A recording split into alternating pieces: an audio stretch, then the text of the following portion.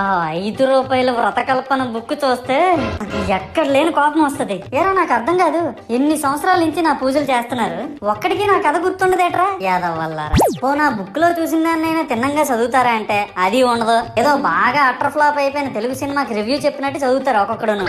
ఇంకా తర్వాత 9 రాత్రుల పాటు నాకు ఎన్ని సినిమాలు చూపించాలో అన్ని సినిమాలు చూపిస్తారా. ఇందులో ఫన్నీ పార్ట్ ఏంటంటే నేను ఎన్ని బ్యాచ్లను చూస్తాను తెలుసా. ప్రతి వీధి పందిరి దగ్గరికి తిరుగుతూ నా విగ్రహాలకు రివ్యూ ఇచ్చే బ్యాచ్ ఒకటి, ప్రసాదాల కోసం ప్రతి పందిరి దగ్గరికి తిరిగే బ్యాచ్ ఇంకొకటి. ఇంకా దరిద్రం ఏంటంటే నాకు కొట్టిన కొబ్బరికాయలు ఏమైనా మిగిలిపోయేమో వాటిని తీసుకెళ్లి పచ్చడి చేసుకుందాం అనే బ్యాచ్ ఒకటి. ఇవన్నీ చూస్తూ 9 రాత్రులు గడిపాక సరేలే సాయంత్రం అనిపిస్తారులే అని కాలు మీద కాలు వేసుకొని కూర్చుంటే అప్పుడు మొదలవుతాదిరా నా నిమజ్జనం వ్యాన్ ముందు 90 వేసి నాగిని డాన్స్ చేస్తారు. అంటే నాకు అర్థం కాదు, 9 రోజులు వాళ్ళతో కలిసి ఉన్నానని నన్ను కూడా వాళ్ళ ఫ్రెండ్ లా ట్రీట్ చేస్తారా ఏంటి? అబ్బా అబ్బా అబ్బా అబ్బా, మునిగినంత వరకు మనశ్శాంతి ఉండదురా బాబు.